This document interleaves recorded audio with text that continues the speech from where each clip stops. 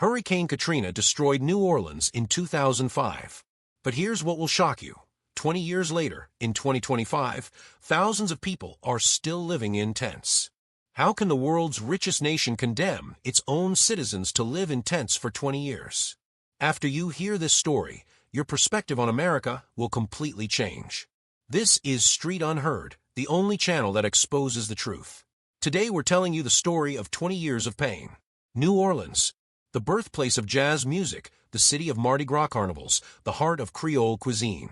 Before 2005, this city was a vibrant metropolis where 484,000 people lived.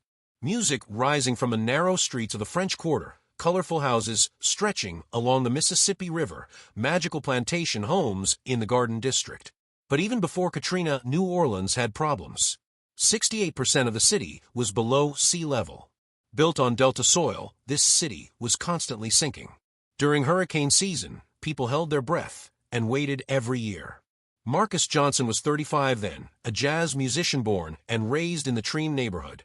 He lived in his two-story house in the lower 9th Ward with his wife Diane and 8-year-old son Tyler.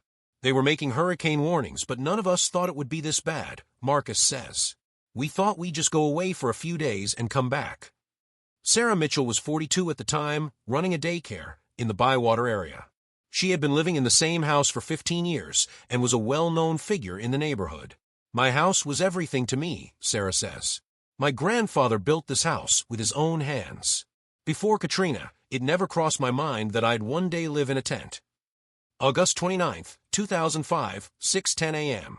Hurricane Katrina hit New Orleans. The Category 3 hurricane winds reached 125 miles per hour. But the real disaster wasn't the wind, it was the water. The levees at Lake Pontchartrain and Industrial Canal collapsed. 80% of the city was underwater.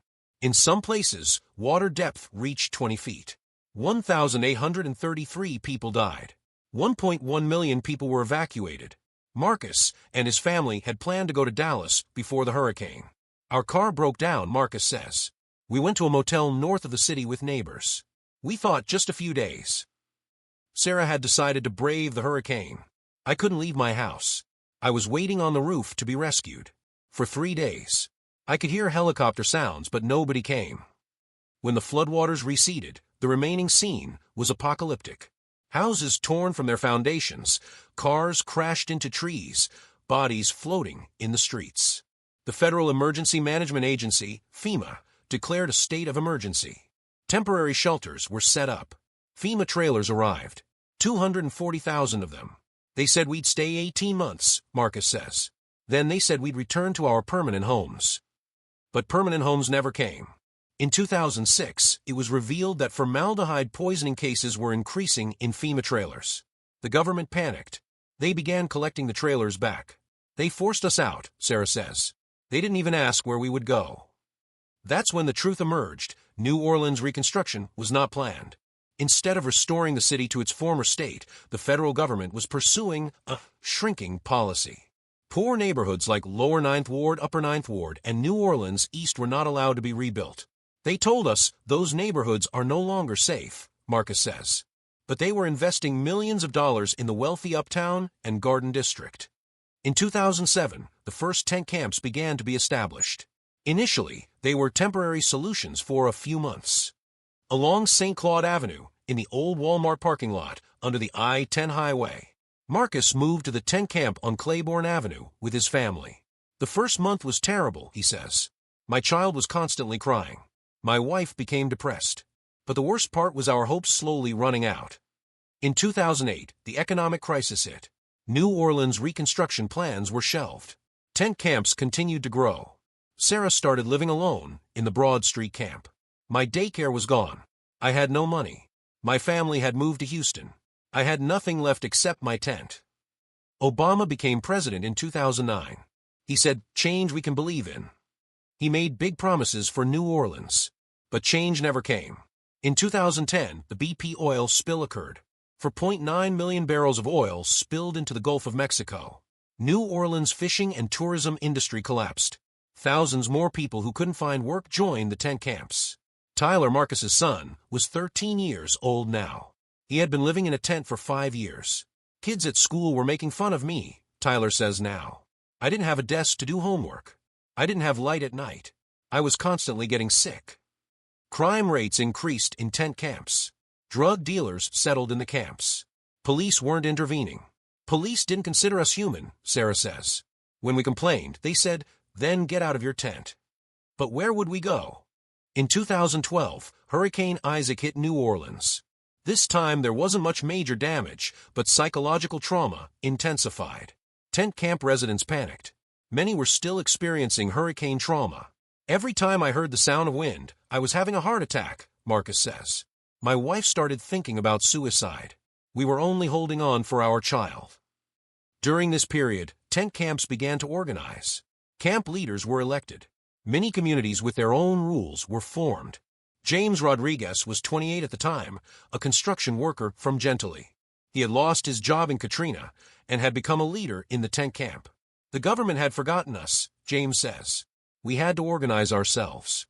In 2013, New Orleans City Administration legitimized the tent camps.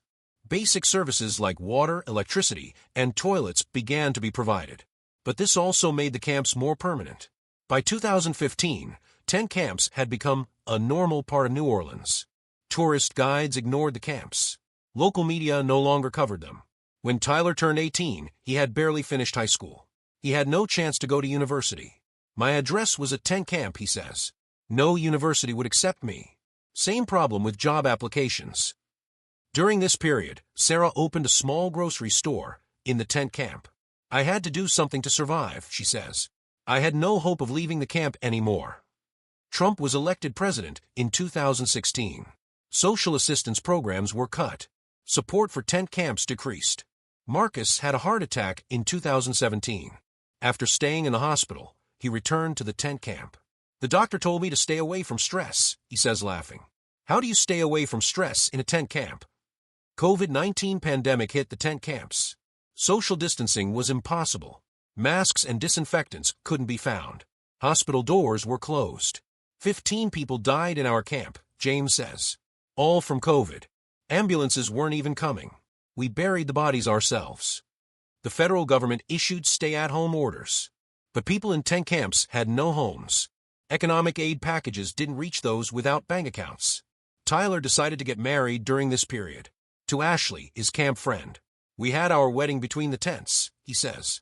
There were 20 people, due to social distancing rules. In 2022, New Orleans celebrated the 17th anniversary of Katrina. City administration told success stories. Tourism figures new construction economic growth. But tent camps continued to grow. Now, there were second-generation tent camp children. Ashley and Tyler's son Michael was born in 2023. He's been living in a tent since the first day of his life. My son has never seen a normal house, Tyler says. When I tell him fairy tales, I describe houses, but he doesn't understand. He says, "Why is the ceiling so high, Daddy?" Sarah is 60 years old now. She's been living in the same tent for 20 years. I don't have a plan to leave anymore, she says. This tent has become my home. I'll stay here until I die. So why 20 years? Why did the world's richest country leave its own citizens in this situation? First reason, bureaucracy responsibility ping-pong between federal, state, and city administrations. FEMA says temporary, HUD says permanent, Louisiana state says federal responsibility. Second reason, racism. 89% of tent camp residents are black. Rich white neighborhoods were rebuilt in 2 years. Poor black neighborhoods are still waiting. Third reason, real estate speculators after Katrina, land prices dropped. Speculators bought cheap. Now luxury housing projects are being built. Fourth reason, political forgetfulness. Katrina happened in 2005. It's not even discussed in election campaigns anymore. Dr. Raymond Thompson, a sociologist from Tulane University, summarizes the situation. This is deliberate neglect. America decided to eliminate New Orleans' poor black population. Tent camps are the result of this policy. 5:30 a.m. Marcus wakes up to an alarm. He's 55 years old now. His hair has turned gray. Temperature inside the tent is 95 degrees Fahrenheit. New Orleans' humid air makes breathing difficult. First task, check around the tent. Did the tent ropes loosen during the night? Is there water leakage? Are there rats? 6 a.m. he goes to the communal washroom. For washrooms for a 200-person camp. Waiting in line. Low water pressure, no hot water. 6:30 a.m. His wife Diane wakes up. Her hair has fallen out from the stress of living in a tent camp for 20 years. She uses depression medication but can't get regular doctor checkups. 7 a.m. They visit Tyler and Ashley's tent. Their grandson Michael is 2 years old. He has no access to normal child development programs. He's behind in speech. 8 a.m. Marcus goes to work. He works as a cleaning worker in the French Quarter. 8 hours daily minimum wage. 60% of his salary covers the tent camp's rent fee. Sarah opens her small grocery store in the tent camp. She carries the products herself. Electricity comes from a generator. The refrigerator shuts down every 4 hours. 6 p.m. When Marcus returns from work, it's 104 degrees Fahrenheit inside the tent.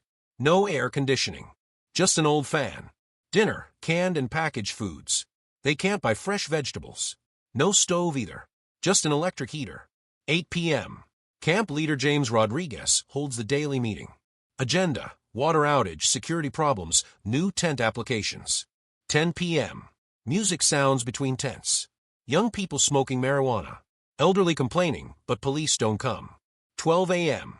Everyone retreats to their tents. No security guard. Camp gates don't lock. This daily routine has been the same for 20 years. Same struggle, same uncertainty, same hopelessness every day. Michael Rodriguez is 25 years old. He was 3 during Katrina. He spent 22 years of his life in a tent camp. I don't remember a normal house, Michael says. I see photos of our house before Katrina, but it feels foreign to me. Tent camp is my reality. Michael never went to university. Address problem, internet problem, study space problem. I couldn't find a place to do homework, he says. The library was 3 miles away. We didn't have a car. Now he works as a security guard in the tent camp. 12 hours daily, 7 days a week. I have no other choice, he says. My ID card shows tent camp as address. No normal job application gets accepted. Ashley Williams, Tyler's wife, is 24 years old. She was 1 during Katrina. I don't know any world other than tent camp, she says. I see normal houses on TV, but it doesn't feel real. Ashley gave birth last year. Her son David is 1 year old now. How will I explain to my child, she says. Why was he born in a tent? Why doesn't he have a normal house? 78% of children born in tent camps can't finish high school. 23% become substance addicts. 45% get pregnant before age 18. Dr. Lisa Martinez, child psychologist, describes the situation. These children experience post-traumatic stress disorder. But trauma isn't one time. Their daily life is trauma. Dorothy Johnson is 78 years old. She was 58 during Katrina. She was a retired teacher. Now she's the oldest resident of the tent camp. When I was young, I never thought I'd live in a tent at this age, Dorothy says. I had retirement plans. I was going to spend time with my grandchildren in my house, with a garden. Now my grandchildren are ashamed to come see me. Dorothy has health problems. Diabetes, blood pressure, heart problems. But she can't get regular doctor checkups. Ambulances don't come to tent camps, she says. In emergencies, we call a taxi. If we go without money, they kick us out of the hospital. Robert Martinez is 82 years old. Vietnam veteran. Before Katrina, he was living on military retirement pay. I fought for my country, he says. Now my country left me to live in a tent. Robert's physical condition is poor. He can't walk. He uses a wheelchair. The tent camp's dirt ground isn't suitable for wheelchairs. It takes me 30 minutes to go to the bathroom, he says. 67% of the 65-plus population in tent camps experience chronic illness. 45% have been diagnosed with depression. 23% experience suicidal thoughts. New Orleans' French Quarter was completely restored by 2007. The historic homes in Garden District regained their former glory by 2008. The wealthy neighborhoods in Uptown became more beautiful than before Katrina by 2009. But Lower Ninth Ward is still destroyed. St. Bernard Parish still looks like a desert. New Orleans East still resembles ruins.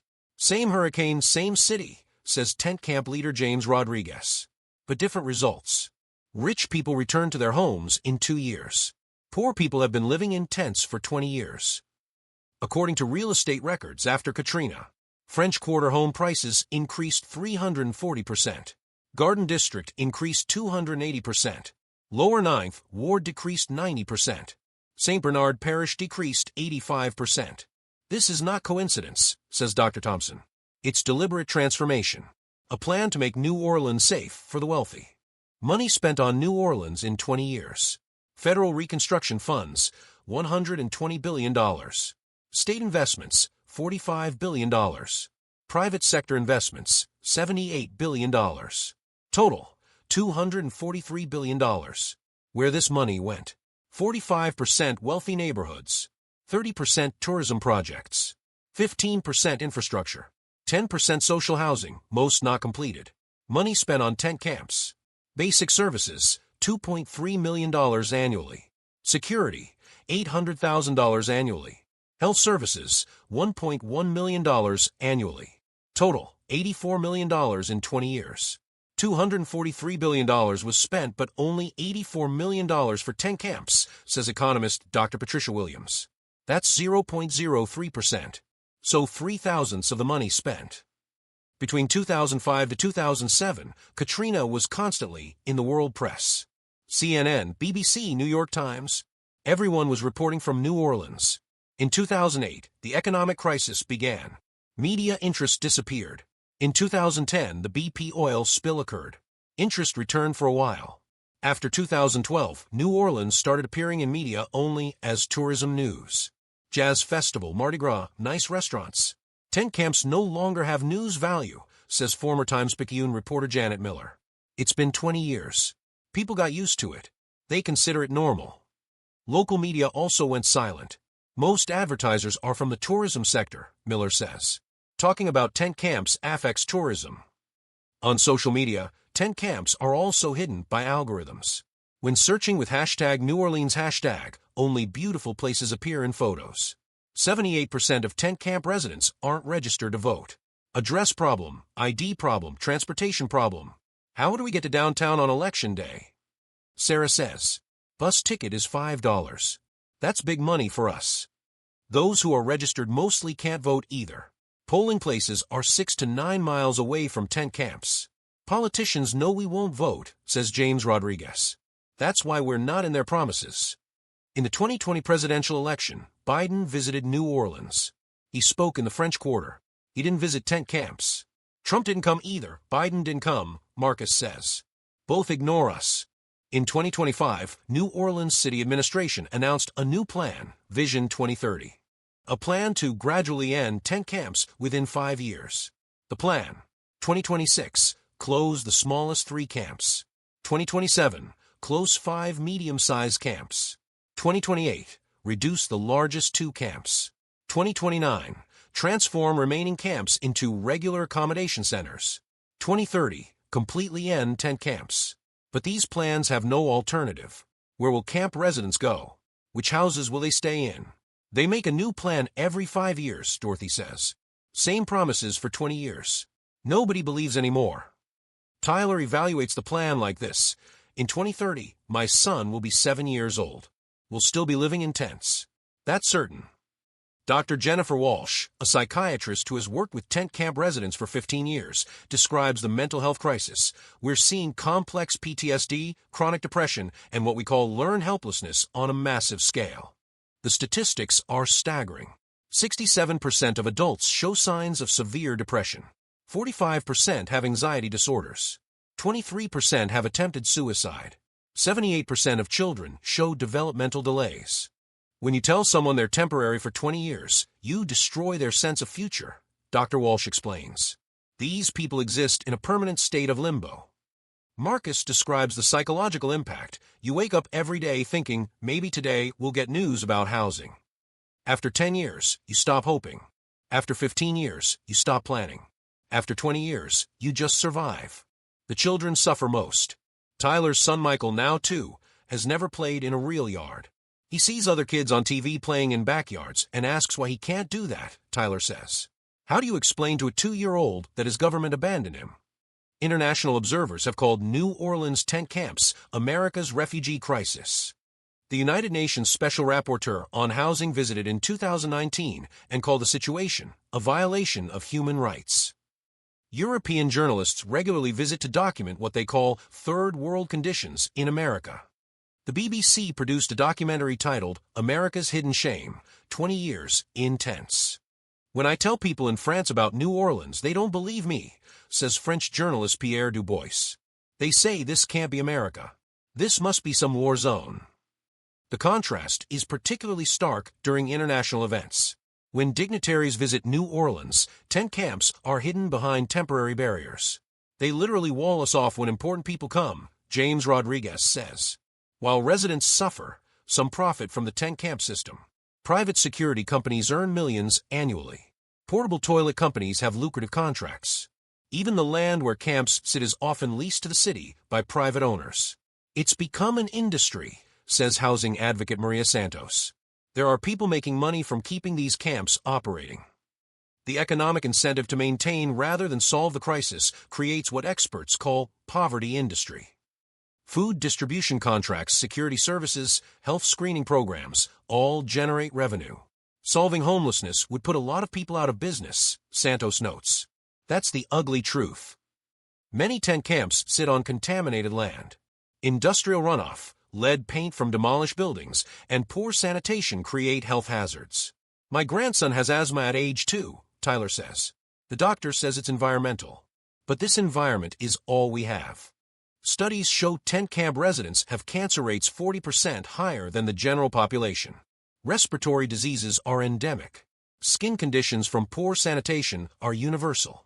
During summer months, when temperatures exceed 100 degrees Fahrenheit, the tent camps become dangerous. Heat stroke is common. The elderly are particularly vulnerable. We've lost 12 people to heat this summer alone, Dorothy reports. That's just in our camp. Nobody counts these deaths. Civil rights lawyers have filed numerous lawsuits challenging the tent camp conditions. Most cases drag on for years in court while residents continue suffering. The legal system moves slower than justice requires, says attorney David Chun, who represents tent camp residents. By the time we win a case, half the plaintiffs have died. The most significant case, Johnson v. City of New Orleans, challenges the constitutionality of indefinite temporary housing. Filed in 2018, it's still pending. 7 years in court and counting, Marcus says. My grandson will be in college before this case finishes. Despite everything, resistance continues. Tent camp residents organize protests, petition drives, and voter registration efforts. We refuse to be invisible, declares camp organizer Patricia Williams. Every march, every vote, every voice raised is an act of resistance. The Katrina 20 movement, formed in 2025, demands federal intervention and permanent housing solutions.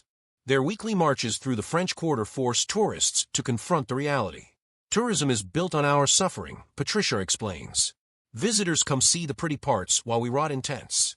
We won't let them ignore us anymore. Hurricane Katrina destroyed New Orleans in 2005. 20 years later, in 2025, thousands still live in tents. This isn't just natural disaster. This is systemic failure. This is deliberate neglect. This is racism. This is injustice. Marcus Johnson is 55 now. He's lived in tent camps for 20 years. His son Tyler married, had children. Grandson Michael is 2, born in a tent. 3 generations lived in tents, Marcus says. My grandfather was born in New Orleans. I was born in New Orleans. My son was born in New Orleans. My grandson too. But none of us have homes anymore.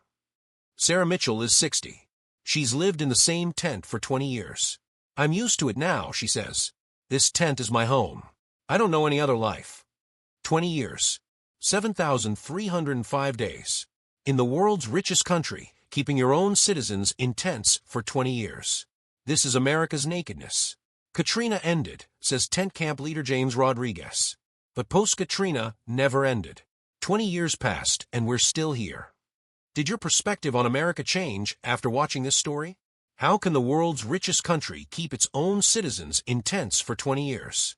This isn't just New Orleans' problem. This is America's true face. Katrina just lifted the curtain. It showed the underlying racism, injustice, and system corruption. Today in Houston, Phoenix, San Francisco, the same tent camps exist. For different reasons, but with same results. All over America, citizens live on the streets. As Street Stories Homeless, we'll continue telling these stories. Because we must be the voice of forgotten people. If you liked our video, don't forget to hit the like button. Share your thoughts in comments. subscribe, and turn on notifications so these stories reach more people. In our next video, we'll tell the story of families living in tents during Chicago's freezing winter. You'll see what it's like to live on the streets at minus 22 degrees Fahrenheit. Don't forget to subscribe to Street Stories Homeless channel. We'll continue telling real stories about real people, real problems. We end with Marcus's words. 20 years ago, we thought we were evacuated for just a few days. Now my son's son was born in the same tent. If this is America's promise, that promise died long ago. This story ends here but continues in real life. Every day, every night, thousands of people try to survive in New Orleans tent camps. What do you think? We're waiting in the comments.